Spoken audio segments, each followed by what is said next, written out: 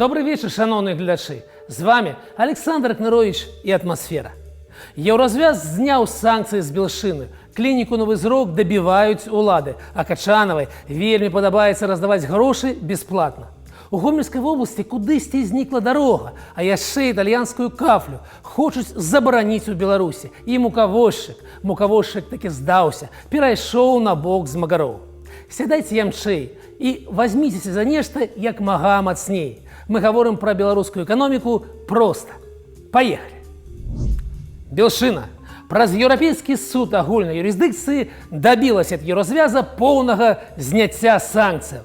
Такая пастанова была апублікавана ў адпаведнай базе ў сераду 20 сакавіка. Можна павіншаваць прадпрыемства з перамогаю, з прарывам на заходнім фронце. Аднак уважлівае чытанне самой пастановы выклікала ў мяне не проста здзіўленне, збянтэжанасць. У мяне, як той казаў, заняло мову. Высокі еўрапейскі суд не сумняваецца ў тым, што Белшына ёсць дзяржаўным прадпрыемствам і застаецца пад поўным кантролем рэжыму Лукашэнкі. Але суд вызначыў, што прадпрыемства не магло спансаваць рэпрэсію з прычыны стратнай дзейнасці і да ўвядзення санкцыяў. Маўляў, яшчэ ў 2019 годзе страты прадпрыемства былі большыя за 71 мільён рублёў. Дывідэнтаў яно не плаціла даўно, а значыць, дапамагчы рэпрэсіям супраць беларускага народу, можа, і хацела б, але нічым не змагло. Трэба здымаць санкцыі на гэтай падставе. Ну, пра гэтае унікальнае прадпрыемства, што зжэрла мільярд народных грошай, мы расказвалі «Атмасферы» недзе год таму. Там такая чорная дзірка, што Нолан бы абзайздросціўся. Толькі ў 2020 годзе туды выцеклі яшчэ 192 мільёны рублёў. Але ці трэба на падставе гэтай акалічнасці здымаць санкцыі? Калі суд еўразвяза выбраў пайсці такім шляхам, я магу пералічыць як мінімум 20 буйных прадпрыемстваў ад МАЗу да ўсей дрэваапрацоўчай галіны, якія, наносячы штогадовую шкоду бюджэту, не проста не дапамагаюць рэжыму, а адкрыта шкодзяць. А ў нашай сельскай гаспадарцы з такой логікай заселі выключна прыхільнікі нязломнага Зянону. Практычна ва ўсіх 1300 калгасах. Партызаны, беларускія сыны, смокчуць з бюджэту апошнія сокі, змагаюцца з рэжымам за новую Беларусь, як могуць. Калі без жартаў, мы маем справу з парадаксальным, але лагічным выпадкам працы еўрапейскай судовай сістэмы. А ў Нямецчыне бяда. Няма там больш металургіі, увогуле. А заадно і вытворчасці ўгнаенняў таксама няма. Было і... Вось, мусілі згарнуць за 2 гады. Усё. І ведаеце, колькі цяпер каштуюць 155-міліметровыя снарады? 4800 еўраў за штуку, а раней 800 у 6 разоў падаражэлі. Што робіцца? Ай-яй-яй! Як думаеце, адкуль я пра гэта даведаўся? А гэта, даражэнькі мае, я адкрыў сайт газеты «Менская правда». Там журналісту далі заданне напісаць пра санкцыі, ну ён і нарабіў. Такім чынам, дарагія мои гледачы, дазвольце вам адрэкамендаваць майго сённяшняга суаўтара, чалавека, які ўразіў мяне ў самае сэрца. Зваць яго, ці гэта псеўданім, Уладзімір Арэхаў. І атрымаў ён заданне напісаць пра тое, як квітнее Беларусь ад накладзеных на яе санкцый. Тэма добрая, аднак для таго, каб разважаць пра яе ў лічбах, трэба ўсё ж валодаць пэўнымі ведамі. Інакш можна стаць Уладзімірам Арэхавым, але пра ўсё сваім парадкам. Наш, будзем называць яго так, наш з вамі эканамічны аглядальнік пачаў добра. Зафіксаваў, што вельмі ім хочацца параўнаць паказнікі 23 года з даваенным 21 і стартануў з ВУП. Кажа, было ў 21 69,7 мільярда варожых долараў, а ў 23 было ўжо менш за 69 мільярдаў. Упаў, кажа, ВУП амаль на мільярд. Мабыць, гэта яго засмуціла, так што ён дадаў, ну, гэта яшчэ без уліку доларавай інфляцыі. Уладзіміру, дык з ёю ж, з інфляцыяй, горш будзе, праўда? Далей ён узрадаваў чытача развагамі пра наш вонкавы гандаль. Кажа, 21 быў добрым. Экспорт тавараў і паслуг быў 49,3 мільярда долараў, імпарт 45,5, і сальда вонкавага гандлю было станоўчым 3,8 мільярда долараў, што не магло не цешыць. А ў 23-м, і тут Уладзіміра зноў накрыла. Кажа, у 23-м было так. Сальда вонкавага гандлю адмоўнае 3,1. Экспорт 40,1, імпорт 43,2 мільярда. А цяпер цытата ад Арэхава. Як бачым, падзенне амаль на 9 мільярдаў долараў экспорту аказалася дастаткова сур'ёзным, калі мы сапраўды працягваем быць у пункце аднаўлення свайго вонкавага гандлю. Як пра тое кажа нам Мурат, які, мяркуючы ўсяго, не пацяляе шапка закідальніцкіх поглядаў журналістаў. Сябры мае, гэтыя ўсе лічбы можаце праверыць самі. Я нічога не схаваў. Паспрабуйце зразумець Владзіміра. Дзе ён знайшоў падзенне экспорту за 2 гады на 9 мільярдаў і як яго не расперла. Калі ён інфармаваў свайго чытача, а такія, безумоўна, ёсць пра крах вонкавага гандлю Беларусі ў 23-м годзе. Хочаце ведаць, як выглядае праўда? Ну, вы ў мяне дасведчаны, мы з вамі даўно, дык я проста нагадаю. ВУП у доларах скакаў 69,7 у 21-м, але ў 22-м 72,3, а ў 23-м ізноў 68,2. Так што нават у ягоных катэгорыях падзенне на 1,5 мільярда, а ў параўнанні з 22-м на 4. Але так, Владзіміру, ніхто не лічыць. На гэтыя лічбы моцна ўплываюць скачкі курсу, якімі славіцца Беларусь, таму лічаць у нацыянальнай валюце і ўлічваюць інфляцыю. Так атрымліваецца больш дакладна, больш адэкватна. Але адкуль вам гэта ведаць? Праўда? Цяпер наконт вонкавага гандлю. Лічбы 21-го года у вас правільна, але адкуль вы ўзялі катастрофу 23-го? У вас што, нейкі свой асобны Белстат там, у Менскай праўдзе? Паводле афіцыйнай інфармацыі Нацбанку, сальда вонкавага гандлю ў 23-м годзе было станоўчым і было амаль $500 мільярда. У 22-м было 4,6 у плюсе, а ў 23-м пол, але ж усё ж такі ў плюсе. Экспорт 47,8 мільярда, імпорт 47,3. Усё. Ні пра якое падзенне экспорту на 9 мільярдаў і размовы не было. Владзіміру. Так, слёзы. Але, мабыць, і яму самому выснова наконт падзення экспорту на 9 мільярдаў зусім не спадабалася. Таму ён знайшоў выйсце. Заявіў, што, маўляў, нічога, што нас пакалашмаціла. Затое у Нямецчыны больш няма энергазатратнай вытворчасці і няма вытворчасці ўгнаенняў. Снарады падаражэлі ў 6 разоў, а яшчэ эканоміка Фінляндыі упала ўдвая. Вось! Ну, сябры мае, я вам пра снарады наогул не скажу. Я пацыфіст. Але мне чамусьці здаецца, што наўрад ці. А вось з металургіяй і ўгнаеннямі дапамагу. Сам Арэхаў пісаў яшчэ пару месяцаў таму, што ў 22-м годзе Нямецчына выплавіла 35 600 000 тоннаў сталі. Ён менавіта гэтую галіну меў на ўвазе, як найбольш энергазатратную. А тут залез я, зірнуў, ну так, упала ў 23-м 35,44 мільёна тоннаў. Уладзіў. Неймаверным намаганнем вытворчасць удалося захаваць. А што да ўгнаенняў, ну так, былі праблемы з вытворчасцю тых угнаенняў, шчыльна завязаных на газавыя цэны. Калі з пачаткам вайны цана на газ далятала да $1200 і рынок не быў абаронены ад расійскіх угнаенняў, вытворцы скардзіліся і нават абяцалі з'ехаць у Аўстрыю, дзе кошт на газ ніжэйшы. Але цяпер у Владзіміра ўсё вярнулася да даваенных узроўняў – $300 за газ. Ну і наконт Фінляндыі. Яна дакладна ў 2 разы упала.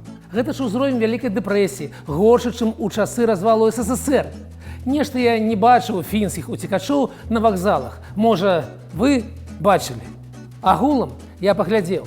Пасля росту ў 22-м годзе на 1,6, у 23-м нібыта зваліліся на 0,5. У цэлым рост на 1,1% і ўзровень каля $280 мільярдаў. У разліку на асобу ў 8 разоў больш, чым Беларусі. Нам бы так упасці, Владзіміру. Ох, ввогуле, чым вы там у Менскай праўдзе закідваецеся, прызнавайцеся. Я зайздрошу. Арэхаў вось гэтую бязглуздзіцу напісаў, а галоўрэд прапусціў. Мяне бадай звольні. А гэта піша далей. Ну, можа, так і трэба. чытачам мінскай праўды. Фінаў жа і немцаў сярод іх сапраўды няма. Вернемся да навінаў.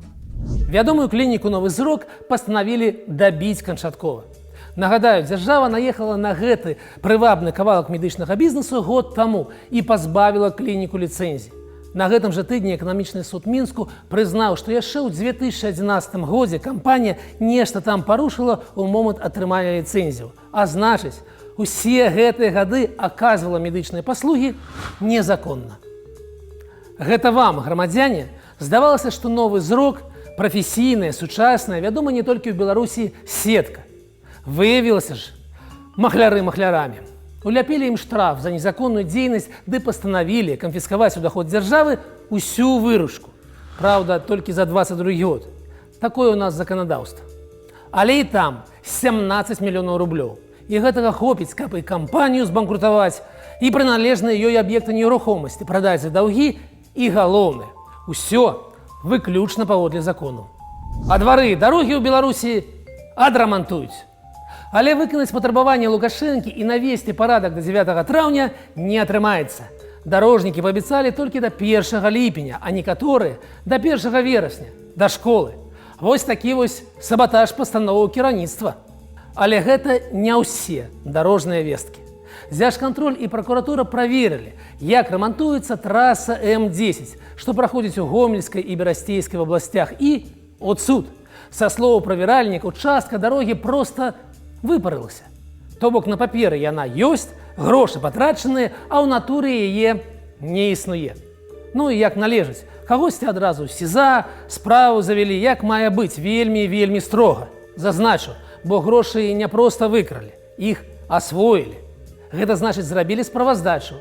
Гэтыя сумы былі улічаныя пры разліку роста ВУП, і хтосьці ж атрымаў заробак за ударную працу. Людцы, вы там, на М10, зважайце на паваротах, калі ласка. Могуць быць неспадзяванкі. І яшчэ крыху навінаў. У Белкапсаюз ізноў кідаюць бюджэтныя грошы. Там ізноў фінансавыя праблемы, якія ізноў залагоджваюць гэткім няхітрым чынам. Матывацыя цікавая. Ну што ж зрабіць, у нас ёсць вёскі, дзе жывуць 10, ці нават адная асоба. Трэба ж да іх прадукты дастаўляць. А ці сапраўды гэтак трэба? Ганяць грузавікі з прадуктамі спецыяльна для адной асобы. Можа, танней яе кудысьці падвесці. Жыллёвае будаўніцтва упала за студзень-люты адразу на 30%. Не дзіва, што цэны растуць, калі падае прапанова. А вось італьянскую ды іспанскую кафлю, мабыць, пастанавілі забараніць. Прынамсі, Міністэрства будаўніцтва і архітэктуры рыхтуе пастанову наконт ліцэнзавання імпарту такой прадукцыі. Бізнес пярэчыць, але сіла на баку чыноўнікаў. Яно і ясна. Навошта вам імпарт, калі ёсць выдатны керамін ці нёман? Што за недарэчнае разбазарванне валюты, таварышы? І наша сталая рубрика «Качанова». Гэтым разам мілая Наталья Івановна пахваліла Беларусьбанк за даванне спецыяльных і льготных крэдытаў на айчынную прадукцыю пад 4% гадавых. Так і сказала: «Вось паглядзіце, які Беларусьбанк у нас малайчына. Людзям, вельмі падабаецца. Вось бы і астатнія банкі так. Прыгледзьцеся, калі ласка». Наталья, яны, можа, і прыглядзеліся б, калі б ім, на адрозненне ад Беларусьбанку, было б дзе ўзяць беларускія рублі бясплатна. Давайте я вам асабіста растлумачу. У нас нават афіцыйная інфляцыя колькі? Хай крыху ніжэй за 6%, не 1 і не 2. А стаўка, паводле якой Нацбанк дае грошы камерцыйным банкам, якая? Увогуле 9,5%. А дэпазіт у беларускіх рублях за колькі? Калі верыць сайту myfin.by, дык ніяк не менш, чым за 10%. Дык адкуль у нармальных банкаў бясплатныя грошы? У іх все ж ёсць патрабаванне Нацбанку. Яны не могуць бясплатна грошы раздаваць. Як бы вы, Наталья, не падміргівалі. Мукавозчык пераабуўся. Не верыце? А дарма.